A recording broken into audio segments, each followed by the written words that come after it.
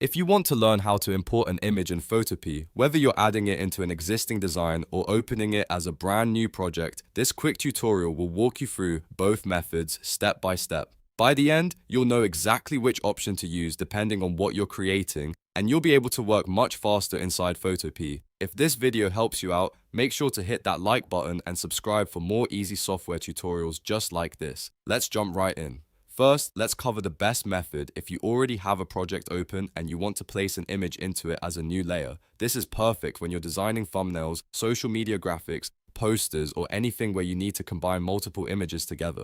At the top of Photopea, go to the File menu, then click Open and Place. This option is designed to bring an image directly into your current document. Once you click Open and Place, Photopea will ask you to choose a file from your computer. Find the image you want to import, select it, and then click Open. After that, the image will appear right on your canvas, and you'll notice a transform box around it. This box is very useful because it lets you control the size and position before you commit the image to the project. Now, you can click and drag the corner handles to resize the image. If you want to keep the proportions looking natural, always drag from the corners rather than the sides. You can also move the image around by clicking inside the box and positioning it where you want on the canvas. Take your time here, because this step lets you place the image exactly where it belongs in your design. When everything looks right, press Enter on your keyboard to confirm the placement. Once you do that, the image is officially added to your project on its own layer, which means you can continue editing it separately from the rest of your work. This is one of the most important things to understand in Photopea, because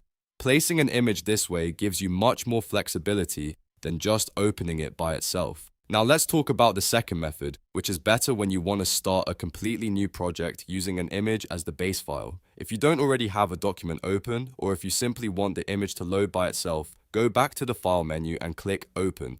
You can also use the shortcut Ctrl+O on Windows or Command+O on Mac, which is a much faster way to import images once you get used to it. After clicking Open, choose the image file from your computer and click Open again. Photopea will load that image into its own separate tab inside the browser. This means the image becomes the main file you're working on, which is ideal if you want to crop it, edit it, retouch it, or build from that image as the starting point.